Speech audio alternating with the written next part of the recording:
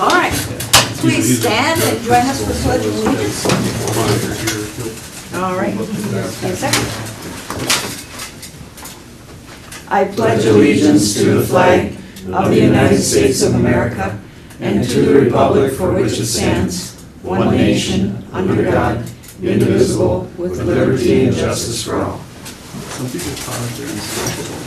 Thank you. Juanis doesn't pause. No, I know.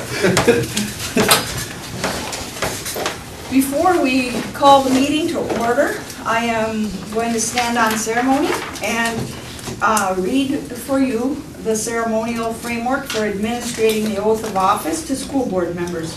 This oath is generated for Missy Hermes, who joins us for the first time this evening. It is a bit of a lengthy oath, so Missy will remain seated and we will review it. And so it begins. It is an honor that you are elected to guide the education of our community's children. As you recite the oath of office, you assume a tremendous responsibility as a director of our school district with the duties empowered by the Minnesota legislature. This power puts you and the other members of our school board in the position of being both morally and legally responsible for equitable, quality education for every student in the district. In carrying out this responsibility, you will be asked to fulfill the roles of vision, structure, accountability, and advocacy. In providing vision, the board, with extensive participation of the community, envisions the community's educational future and then formulates the goals, defines the outcomes, and sets the course for public schools. To achieve this vision, the board establishes a structure and creates an environment designed to ensure all students receive the opportunity to attain their maximum potential through a sound organizational framework. Because as a board, we must be accountable to the community, we must ensure continuous assessment of student achievement and all conditions affecting the education of our children. As board members, we serve as education's key advocate on behalf of students and our community schools to advance the vision for our schools. Furthermore, we must strive to work together and with the superintendent and staff lead the district toward fulfilling the vision we have created, fostering excellence for every student in the areas of academic skills and knowledge, citizenship, and personal development. Having signed the acceptance and oath of office, will you please publicly affirm your commitment by repeating the oath of office after me? I swear that I will support the Constitution of the United States. I swear that I will support the Constitution of the United States And of this state. and of this state, And that I will discharge faithfully the duties of the office and that I will discharge faithfully the duties of this office of the school board member of Independent School District 544 of the school district,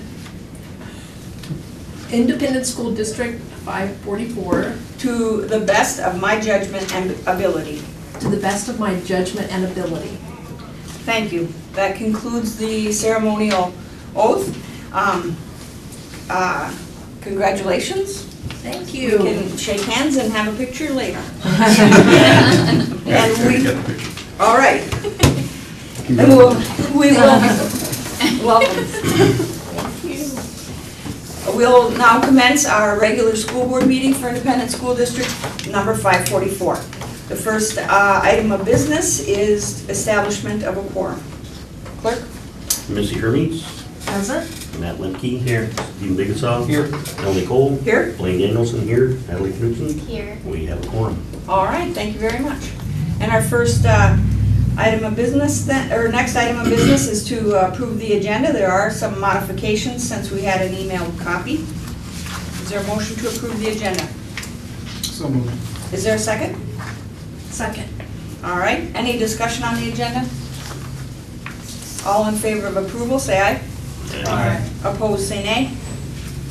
All right, the agenda is approved and we have acknowledgements that begin with a special thank you extended to Productivity Incorporated for their donation of $6,500 toward our modern manufacturing learning lab. Also, Titan Machinery contributed their third and final $1,000 payment of their $3,000 pledge toward our modern manufacturing learning lab at the Roosevelt Education Center. And then acknowledgement for the Frank W. Vidine Charitable Trust for their donation of $6,000 toward our Area Learning Center's STEM program for Otter Adventures. So thank you for those contributions, we appreciate them. We will go into board reports, and going alphabetically, I'll begin. The Special Education Cooperative postponed our meeting to tomorrow, so I don't have anything to report there. The Regional 1 board meeting was late last month. Business as usual, nothing of note to report for that additional responsibility. And then third of all, we did have a negotiations meeting, an initial meeting with certified staff negotiators following our last board meeting 3 weeks ago. We set ground rules and established that it's very likely we won't meet until September. And at that point, we'll know what the legislature is going to do and have time to formulate any presentations for the other side. So we set a date of September 20th, is that right, Matt? All right, and so that is what I have to report for my extra responsibilities. Any questions for me? All right, Melissa, have anything you can Yes. report on yet? The District Curriculum Review Advisory Committee met on Monday, April 17th, and we heard reports regarding the health curriculum, physical education, social studies, and the Area Learning Center. And the Area Learning Center presentation was just super. One of the students was there. It was we were impressed by her, and she talked about the trip that they recently made to the United States Holocaust Memorial Museum in Washington, D.C. The health teachers talked about the success they've been having with the new curriculum, and also some user-friendly pamphlets that they're using that are more easy to update than textbooks. One of the most compelling comments that was made during that presentation was actually generated by students, and when asked what they thought was a priority to cover in the health curriculum, students said that mental health was something they were concerned with. Technology figured highly in the reports that were given by the Phy-Ed and Social Studies Department teachers. The physical education teachers talked about the success they've been having with the use of heart rate monitors that are being worn by students in grades 3 through 12, and then foot pads that they're using in K through 2. And they said that students are moving more when they wear the heart rate monitors. So that's good. The social studies teachers talked about the electives, and also talked about, they just demonstrated how they use Chromebooks and Google Classroom in their teaching. And this kind of segues into the legislative report, because the social studies teachers talked about the use of these Chromebooks and how that might be useful if we have e-learning days, which might take the place of snow days. And then they also talked about the new civics test that the legislature is going to require for students enrolling in grade 9 in the 2017-2018 school year. And they did say that school districts have to administer that civics test as part of the social studies curriculum, but it doesn't prevent a student from graduating or deny a student a high school diploma if they don't pass that test. All right. Any questions for Melissa? So when the students asked about the mental health part of the curriculum, did they have anything to say, or what they actually covered? The teacher said that what she did is to give students some ownership in the curriculum. She asked them at the beginning of the year when they start the health class this semester, what were some of the things that they were most interested in, and that was what they said was Okay. mental health. Okay, so it's just more, this is what we want to look at. That's right. Going forward. Okay. Mhm. All right. Any other questions for Melissa? Okay, Natalie? The policy committee has not met, and the wellness committee has not met, so I have nothing to report. All right. Wayne Danielson. Meet and confer, we have not met. Buildings and grounds, not a lot to report there other than people drive by out here on Freiburg, you'll see the new playground area going in, and I think most of the equipment is in, so it's just gonna be the padding that's left. And it looks pretty impressive down there, so if people have a chance, drive by and take a look. So it's really gonna add to the facilities. The matting will be in June. In June? Okay, thank you. The other thing regarding the buildings and grounds, we have last meeting, of course, approved the new shed, and Mark has been working with the contractors and different folks trying to get some price reductions on some different areas there to get closer to our budget. So I think, Mark, quote me if I'm wrong, but you're still working with those guys a little bit on some items yet. So, but we're getting there on that, and should start seeing some construction there. And then for the 544, we last met April 13th. We'll have another meeting coming up this week on Thursday. But as of April 13th, they're up to 401 new members. And so getting closer to their goal of 500. They also received a $3,200 gift from a donor, and that's going to go towards the afternoon STEM program at Adams starting this fall. So that'll be going towards that. So thank you for that. They also sent out their classroom wish list to all the teachers, and they went out the end of April. They have till the end of this school year to get those in. So for all the teachers, if you're listening, get your wish lists in. And they also asked that for all of our many retiring teachers to maybe put in a wish list for the new teacher coming in to that classroom also, just to help them up and get going. Another thing, it's going on tonight at 6:30, but senior recognition ceremony is going to be happening here at the KSS, and Mindy Feuder, a 544 leader, will be there to announce some scholarship recipients. So that's at 6:30 tonight. And then coming up on May 25th at the YMCA from 10 to 11:30, they're going to be having a retired staff reunion that's going to be put on from the 544 Foundation. So just a chance for some of our past staff to get together, and there's going to be some rolls and coffee and little presentation and regarding the 544 and things like that. And then lastly, coming up July 21st, the Legends Golf Tournament. And if anyone's interested in playing some golf, get a hold of Tony Renz, or you can contact myself, Jerry Ness, and we can point you in the right direction. But that'll take place on Friday, and July 21st, and it's a good time. So that's what I have from the 544 Foundation.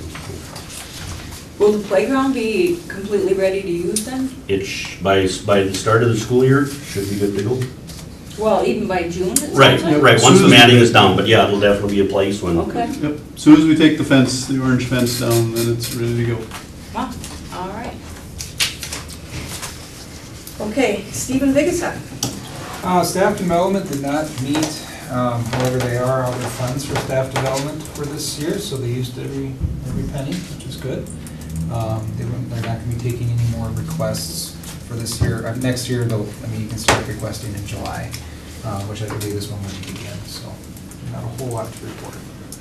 All right. Any questions for Stephen? Matt Lemke? Minnesota High School League does not meet until June, so I have nothing to report for them. And Lakes Country Service Co-op Board, we actually meet on Thursday this week, so I have nothing to report for them either. So. Okay. Superintendent Ness? Yes, you might have heard about measles in the Twin Cities area, and there's about 30 cases, I believe, all in Hennepin County right now. But as a precautionary, we were also sending out in a formal letter to parents who have not had both vaccines. So a lot of them had the one, but maybe not the second one. And just to make sure that they get up to speed, because all it takes is one visitor down to the cities and comes back, and all of a sudden, I anticipate it will be spreading. So we want to make sure they know that. You mentioned the playground already, so let's take it there.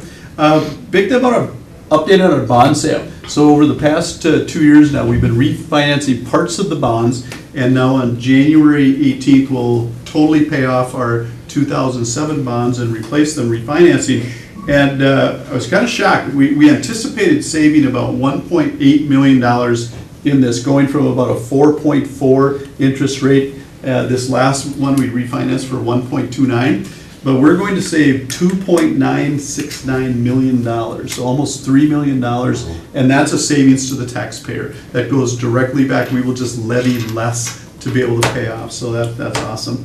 And then I just want to talk about MDE all of a sudden showed up last week, and they were auditing our testing procedures in third grade math, okay? That's pretty specific. And they went over to Cleveland, and they've been trained well, and every single procedure, everything from when you're taking this math test, there's scratch paper, and what do you do with the scratch paper afterwards, and how they're doing everything. Every procedure was followed right to a T, so I congratulate Carrie Thompson and all the Cleveland staff for following it perfectly, so that's good stuff. One thing I was able to attend today, and we'll get it on a recognition more formally next meeting, is the MAP stars from ALC. They do a lot of interviews, lots of project-based things. It's a MAP stars, and it's actually a contest that they do, and they a number of awards and golds and silvers. It was a great celebration at the ALC today. So congratulations to all those students, and I'll have that in a column too of all the award winners there. So that's fun. Yeah, that's great. When was the last time we had MD show up for, I don't recall. or have we I don't ever? think we have. I don't know if we've ever had them, we have typical audits in our food service. Mark's been working with them lately. We have financial auditors yearly, but I can't recall ever having a testing audit. Yeah, Are they here for just part of the day? yeah, they just went into third grade in the morning. Yep. All right, we'll move on to our general consent items, and with the vote, we will consider approval from the minutes from our April 24th meeting, and the bills and treasurer's report. Natalie? Yep, so we paid 1.7 million in bills this month, which left us about $5.6 million in the bank, with $4 million of that being ours. So I suggest we pay those bills. All right, very well. And then we have quite a bit of personnel activity again, so Superintendent Ness, will you cover that? Absolutely. So we have support resignations, Diane Jensen and Jennifer Miller and Nicole Sanford, all the special ed paras. Elaine, we were talking earlier, we're going to be trying to hire them earlier in the summer this year, so we'll have a number of hires in the non-certified staff.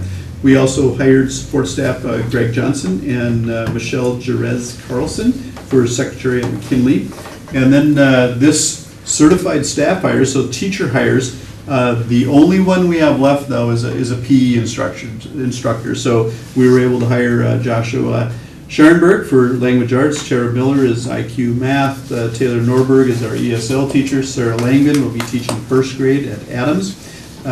Cassie Arnson will be an art teacher in the middle school. Andrew Kalowski is a special ed teacher. Alana Johnson will be the middle school counselor.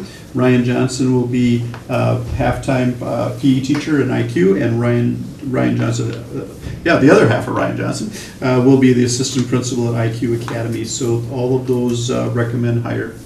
All right. Is there a motion to approve the consent agenda? So moved. Is there a second? A second. Any discussion on any of the items? All in favor of approving the consent agenda, say aye. Aye. Opposed, say nay. All right, that is approved. Our new business takes us to consideration for approval of the field trip request, middle school students to Washington DC. This is a presentation we had last meeting from teacher Gary Hoffbeck. Is there a motion to approve that field trip request? So moved. Is there a second? I'll take that. Natalie will take that, all right. Any discussion on the field trip request? And just a reminder, the dates are June 13th to 16th, 2018, so there's no time missed from class, and it's paid for, and parents are encouraged to go on the trip with the students, so they'll have a great time. It's very informative. All right, so it's an option for the students to go on it, but not requirement. Any other discussion? All in favor of approving, say aye. Aye. Opposed, say nay. All right, that is approved. Is there a motion to approve the rate of hourly pay for the summer custodians/grounds workers? This would only be for the seasonal workers, to a rate of $12.50 per hour, starting on May 15th. So moved. Is there a second? A second. Any discussion on this? All in favor of approving, say aye. Aye. Opposed, say nay. All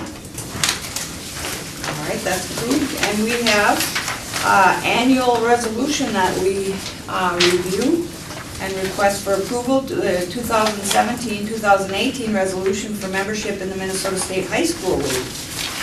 Resolved that the governing board of school district number 544, Ottertail County, state of Minnesota, delegates the control, supervision, and regulation of interscholastic athletic and fine arts events referred to in Minnesota statutes section 128C.01 to the Minnesota State High School League, and so hereby certifies the State Commissioner of Education as provided for by Minnesota statutes.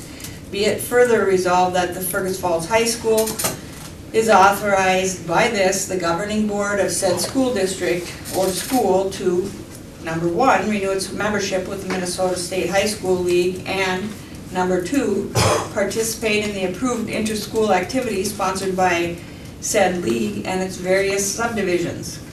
Further resolved that this governing board hereby adopts the Constitution, bylaws, rules, and regulations of said league and all amendments hereto as the same as are published in the latest edition of the league's official handbook on file at the school office of the school district or as it appears on the league's website as a minimum standards for governing participation in said league-sponsored activities, and that the administration and responsibility for determining student eligibility and for the supervision of such activities are assigned to the official representative identified by the governing board. Will someone offer that resolution and move for its adoption? I'll offer the resolution with its adoption. Is there a second? Second. Discussion? It's a no-brainer if we don't approve this, our kids don't play athletics, there is no other option. So that kind of squares that away. Any other questions, commentary? All in favor of approving? It's a resolution. Oh yeah, then we'll have you vote for it then. Matt Lemke. Yes. Melissa Hermes. Yes. Stephen Biggessa. Yes. Melanie Cole. Yes. Blaine Danielson, yes. Natalie Knudsen. Yes.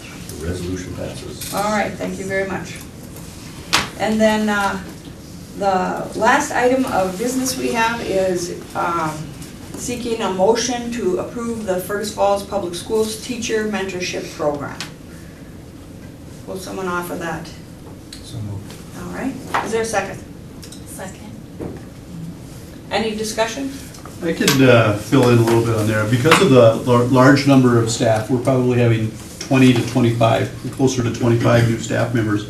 And a lot of the larger schools in the area have an induction program, and mentorship is another word, but basically we want all of our new hires to be inducted into our community and our school district so they stay here. It's a lot of time and energy to hire new staff. We want to hire the staff, we want to keep them for the long term. So we have days planned on June 5th, June 29th, August 23rd, August 24th, and we have a structure. If someone is new to the profession, just out of college, just coming into the classroom, that would be a level 1. There's lots of things that they would be doing, meeting weekly with their mentor. They would be observed by their mentor, monthly meetings, monthly training, so a heavier induction and mentorship program. Level 2 would be a little bit less, bi-weekly meetings rather than weekly. Not being observed by the teacher, because these teachers have already been in the classroom before. The principal would still be observing them.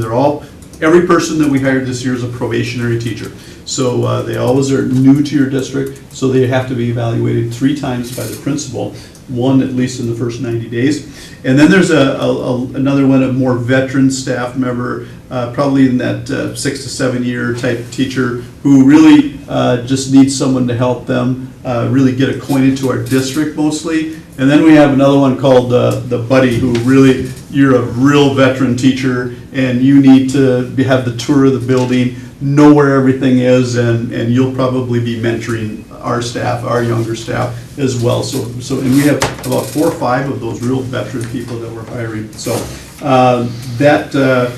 we, at our work session, it's a $30,000 budget to make sure all this happens. It's stipends for mentors and mentees, and it's also lots of other things that we're doing, trainings that are bringing in that includes the budget. So highly recommended by our QComp/mentorship committee to have this, and they're very pleased that you are looking at approving this.